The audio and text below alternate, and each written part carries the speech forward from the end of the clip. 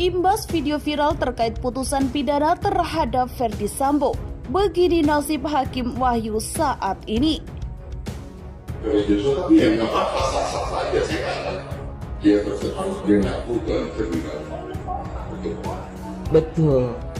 Mas Wahyu ngomong gitu. Saya tidak butuh pengakuan. Betul. Video viral yang diduga berisi vonis hukuman Ferdy Sambo yang diucapkan oleh Hakim Ketua Wahyu Imam Santoso kala menelpon seseorang beberapa waktu lalu, kini mengakibatkan dirinya dinilai melanggar kode etik, di mana percakapan tersebut dinilai tidak pantas dilakukan. Asas praduga tidak bersalah yang seharusnya dijunjung tinggi oleh Hakim. Terkait hal ini, Ahyar Salmi sebagai ahli hukum pidana pun juga memberi tanggapan.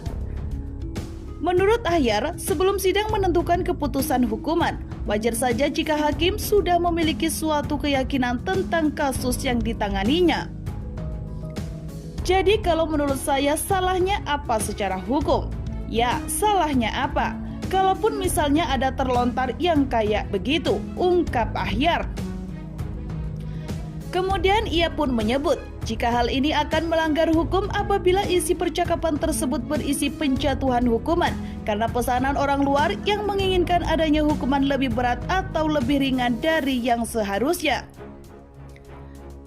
Kecuali dia mengatakan ada pesanan dari seseorang bahwa ini dihukum berat sesuai dengan pesanan ini, atau ada pesanan hakim manapun supaya hukumannya diringankan.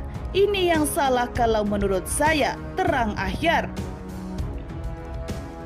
Lebih lanjut, Ahyar juga mengungkapkan bahwa ia tidak mengetahui bagaimana secara etis apakah percakapan tersebut melanggar atau tidak. Namun menurut Ahyar, jika nantinya memang terbukti Hakim Wahyu ditentukan bersalah secara etis, ia berharap tidak ada pergantian majelis hakim. Di mana menurutnya hal itu akan justru sulit jika majelis hakim pengganti hanya membaca berkas saja tanpa mengikuti persidangan kasus ini dari awal. Sementara di sisi lain, Komisi Yudisial yang selalu mengawasi jalannya proses hukum dari kasus pembunuhan berencana Yosua juga akan memanggil Hakim Wahyu untuk dimintai keterangan. Menurut Humas Komisi Yudisial, meminta keterangan dari Hakim Wahyu ini merupakan opsi terakhir setelah dilakukan analisa secara internal. Oleh karena itu, kecil kemungkinan jika majelis hakim kasus pembunuhan Brigadir Yosua ini bisa diganti dengan orang lain.